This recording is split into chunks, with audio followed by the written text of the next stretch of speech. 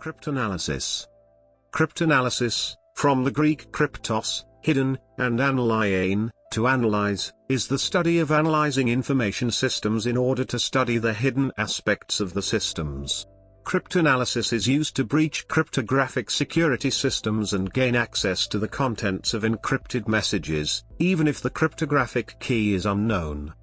In addition to mathematical analysis of cryptographic algorithms, cryptanalysis includes the study of side-channel attacks that do not target weaknesses in the cryptographic algorithms themselves, but instead exploit weaknesses in their implementation. Even though the goal has been the same, the methods and techniques of cryptanalysis have changed drastically through the history of cryptography, adapting to increasing cryptographic complexity, ranging from the pen and paper methods of the past, through machines like the British bombs and Colossus computers at Bletchley Park in World War II, to the mathematically advanced computerized schemes of the present. Methods for breaking modern crypto systems often involve solving carefully constructed problems in pure mathematics, the best known being integer factorization. Overview.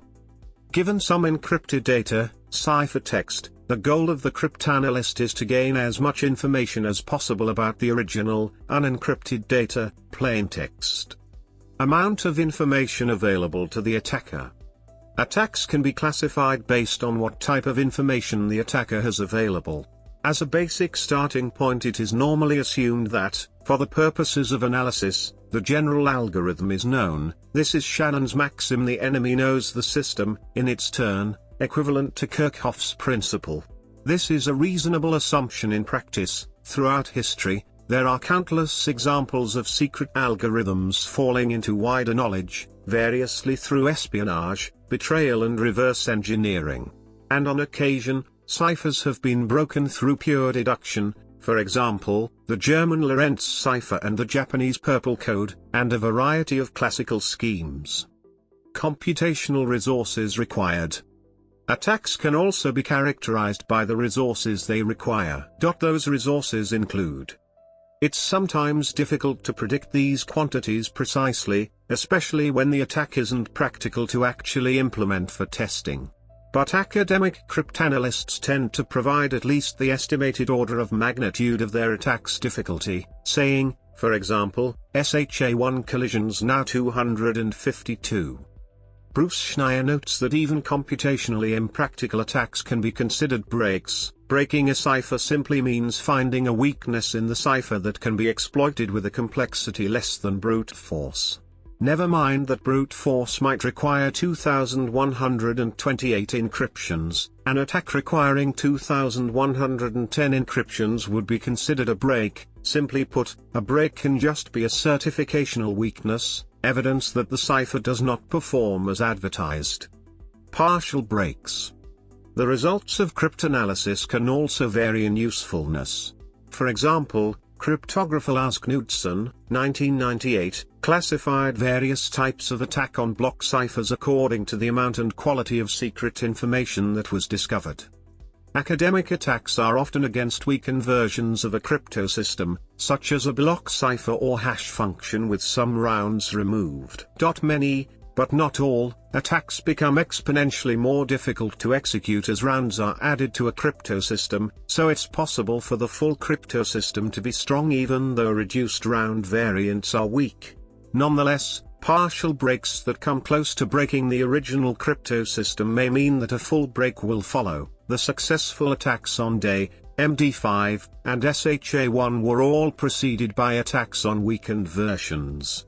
In academic cryptography, a weakness or a break in a scheme is usually defined quite conservatively. It might require impractical amounts of time, memory, or known plaintexts. It also might require the attacker be able to do things many real-world attackers can't. For example, the attacker may need to choose particular plaintexts to be encrypted or even to ask for plaintexts to be encrypted using several keys related to the secret key. Furthermore, it might only reveal a small amount of information, enough to prove the crypto system imperfect but too little to be useful to real-world attackers. Finally, an attack might only apply to a weakened version of cryptographic tools, like a reduced round block cipher, as a step towards breaking of the full system. history. Cryptanalysis has co-evolved together with cryptography, and the contest can be traced through the history of cryptography, new ciphers being designed to replace old broken designs, and new cryptanalytic techniques invented to crack the improved schemes. In practice, they are viewed as two sides of the same coin. Secure cryptography requires design against possible cryptanalysis. Classical ciphers. Although the actual word cryptanalysis is relatively recent, it was coined by William Friedman in 1920, methods for breaking codes and ciphers are much older. David Kahn notes in The Code Breakers that Arab scholars were the first people to systematically document cryptanalytic methods. The first known recorded explanation of cryptanalysis was given by Al-Kindi, circa 801 to 873, also known as Al-Kindis in Europe, a 9th-century Arab polymath, in Risalah fi Istikhraj al-Muamma, a manuscript on deciphering cryptographic messages. This treatise contains the first description of the method of frequency analysis. Al-Kindi is thus regarded as the first codebreaker in history. His breakthrough work was influenced by Al-Khalil, 717 to 786, who wrote the Book of Cryptographic Messages, which contains the first use of permutations and combinations to list all possible Arabic words with and without vowels. Frequency analysis is the basic tool for breaking most classical ciphers. In natural languages, certain letters of the alphabet appear more often than others. In English, E is likely to be the most common letter in any sample of plaintext. Similarly, the digraph TH is the most likely pair of letters in English, and so on. Frequency analysis relies on a cipher failing to hide these statistics. For example, in a simple substitution cipher, where each letter is simply replaced with another, the most frequent letter in the ciphertext would be a likely candidate for E. Frequency analysis of such a cipher is therefore relatively easy, provided that the ciphertext is long enough to give a reasonably representative count of the letters of the alphabet that it contains. Al-Kindi's invention of the frequency analysis technique for breaking monoalphabetic substitution ciphers was the most significant cryptanalytic advance until World War II. Al-Kindi's Risalah fi Istikhraj al-Muamma described the first cryptanalytic techniques, including some for polyalphabetic ciphers, cipher classification, Arabic phonetics and syntax, and most importantly, gave the first descriptions on frequency analysis. He also covered methods of encipherments, cryptanalysis of certain encipherments, and statistical analysis of letters and letter combinations in Arabic. An important contribution of Ibn Adlan, 1187 to 1268, was on sample size for use of frequency analysis. In Europe, Italian scholar Giambattista della Porta, 1535 to 1615, was the author of a seminal work on cryptanalysis. Defer to this literarum notice. Successful cryptanalysis has undoubtedly influenced history. The ability to read the presumed secret thoughts and plans of others can be a decisive advantage. For example, in England in 1587, Mary, Queen of Scots, was tried and executed for treason as a result of her involvement in 3 plots to assassinate Elizabeth I of England. The plans came to light after her coded correspondence with fellow conspirators was deciphered by Thomas Phillips. In Europe during the 15th and 16th centuries, the idea of a polyalphabetic substitution cipher was developed, among others by the French diplomat Blaise de Vigenère, 1523–96. For some 3 centuries, the Vigenère cipher, which uses a repeating key to select different encryption alphabets in rotation, was considered to be completely secure, le chiffre indéchiffrable, the indecipherable cipher. Nevertheless, Charles Babbage, 1791–1871, and later, independently, Friedrich Kasiski, 1805–81 succeeded in breaking this cipher. During World War I, inventors in several countries developed rotor cipher machines such as Arthur Skerbius' Enigma, in an attempt to minimize the repetition that had been exploited to break the Vigenère system. Ciphers from World War I and World War II. In World War I, the breaking of the Zimmermann telegram was instrumental in bringing the United States into the war. In World War II, The Allies benefited enormously from their joint success cryptanalysis of the German ciphers, including the Enigma machine and the Lorentz cipher, and Japanese ciphers, particularly Purple and JN25. Ultra-intelligence has been credited with everything between shortening the end of the European War by up to 2 years, to determining the eventual result. The war in the Pacific was similarly helped by magic intelligence. Cryptanalysis of enemy messages played a significant part in the Allied victory in World War II. F. W. Winterbotham quoted the Western Supreme Allied Commander, Dwight D. Eisenhower, at the war's end as describing ultra-intelligence as having been decisive to Allied victory. Sir Harry Hinsley, official historian of British intelligence in World War II, made a similar assessment about ultra, saying that it shortened the war by not less than 2 years and probably by 4 years. Moreover, he said that in the absence of ultra, it is uncertain how the war would have ended. In practice, frequency analysis relies as much on linguistic knowledge as it does on statistics, but as ciphers became more complex, mathematics became more important in cryptanalysis. This change was particularly evident before and during World War II, where efforts to crack Axis ciphers required new levels of mathematical sophistication. Moreover, automation was first applied to cryptanalysis in that era with the Polish bomber device, the British bomb, the use of punched card equipment, and in the Colossus computers, the first electronic digital computers to be controlled by a program. Indicator. With reciprocal machine ciphers such as the Lorentz cipher and the Enigma machine used by Nazi Germany during World War II, each message had its own key. Usually, the transmitting operator informed the receiving operator of this message key by transmitting some plaintext and/or ciphertext before the enciphered message. This is termed the indicator, as it indicates to the receiving operator how to set his machine to decipher the message. Poorly designed and implemented indicator systems allowed first Polish cryptographers and then the British cryptographers at Bletchley Park to break the Enigma cipher system. Similar poor indicator systems allowed the British to identify depths that led to the diagnosis of the Lorentz SZ4042 cipher system, and the comprehensive breaking of its messages without the cryptanalysts seeing the cipher machine. Depth. Sending 2 or more messages with the same key is an insecure process. To a cryptanalyst, the messages are then said to be in depth. This may be detected by the messages having the same indicator by which the sending operator informs the receiving operator about the key generator initial settings for the message. Generally, the cryptanalyst may benefit from lining up identical enciphering operations among a set of messages. For example, the Vernam cipher enciphers by bit-for-bit combining plaintext with a long key using the exclusive OR operator, which is also known as modulo 2 addition, symbolized by. Deciphering combines the same key bits with the ciphertext to reconstruct the plaintext. In modulo 2 arithmetic, addition is the same as subtraction. When 2 such ciphertexts are aligned in depth, combining them eliminates the common key, leaving just a combination of the 2 plaintexts.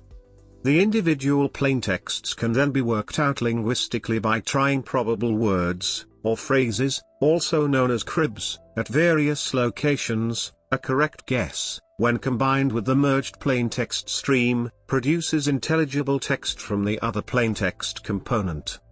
The recovered fragment of the second plaintext can often be extended in one or both directions, and the extra characters can be combined with the merged plaintext stream to extend the first plaintext. Working back and forth between the 2 plaintexts, using the intelligibility criterion to check guesses, the analyst may recover much or all of the original plaintexts. With only 2 plaintexts in depth, the analyst may not know which one corresponds to which ciphertext, but in practice this is not a large problem. When the recovered plaintext is then combined with its ciphertext, the key is revealed. Knowledge of a key of course allows the analyst to read other messages encrypted with the same key, and knowledge of a set of related keys may allow cryptanalysts to diagnose the system used for constructing them. Development of modern cryptography. Governments have long recognized the potential benefits of cryptanalysis for intelligence, both military and diplomatic, and established dedicated organizations devoted to breaking the codes and ciphers of other nations, for example, GCHQ and the NSA, organizations which are still very active today. Even though computation was used to great effect in the cryptanalysis of the Lorentz cipher and other systems during World War II, it also made possible new methods of cryptography orders of magnitude more complex than ever before. Taken as a whole, modern cryptography has become much more impervious to cryptanalysis than the pen and paper systems of the past, and now seems to have the upper hand against pure cryptanalysis. The historian David Kahn notes. Kahn goes on to mention increased opportunities for interception, bugging, side-channel attacks, and quantum computers as replacements for the traditional means of cryptanalysis. In 2010, former NSA Technical Director Brian Snow said that both academic and government cryptographers are moving very slowly forward in a mature field. However, any postmortems for cryptanalysis may be premature. While the effectiveness of cryptanalytic methods employed by intelligence agencies remains unknown, many serious attacks against both academic and practical cryptographic primitives have been published in the modern era of computer cryptography. Thus, while the best modern ciphers may be far more resistant to cryptanalysis than the Enigma, cryptanalysis and the broader field of information security remain quite active. Symmetric ciphers. Asymmetric ciphers. Asymmetric cryptography, or public key cryptography, is cryptography that relies on using two, mathematically related, keys, one private, and one public. Such ciphers invariably rely on hard mathematical problems as the basis of their security, so an obvious point of attack is to develop methods for solving the problem. The security of two-key cryptography depends on mathematical questions in a way that single-key cryptography generally does not, and conversely links cryptanalysis to wider mathematical research in a new way. Asymmetric schemes are designed around the conjectured difficulty of solving various mathematical problems. If an improved algorithm can be found to solve the problem, then the system is weakened. For example, the security of the Diffie-Hellman key exchange scheme depends on the difficulty of calculating the discrete logarithm. In 1983, Don Coppersmith found a faster way to find discrete logarithms in certain groups, and thereby requiring cryptographers to use larger groups, or different types of groups. RSA's security depends, in part, upon the difficulty of integer factorization. A breakthrough in factoring would impact the security of RSA.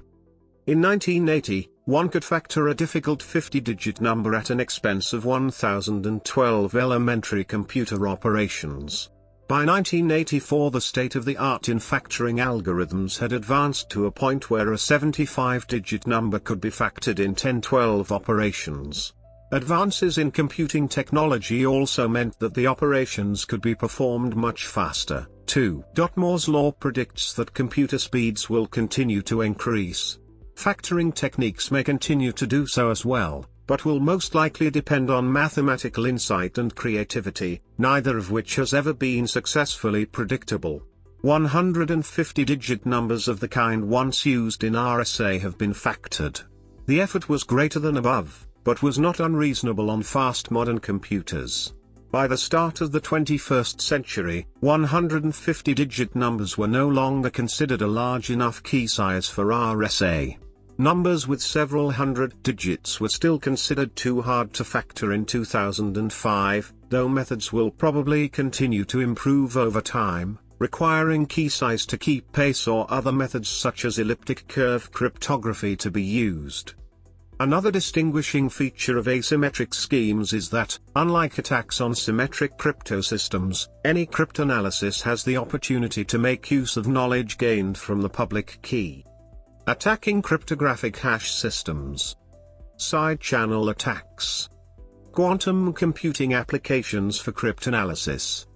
Quantum computers, which are still in the early phases of research, have potential use in cryptanalysis. For example, Shor's algorithm could factor large numbers in polynomial time, in effect breaking some commonly used forms of public key encryption. By using Grover's algorithm on a quantum computer, brute force key search can be made quadratically faster. However, this could be countered by doubling the key length.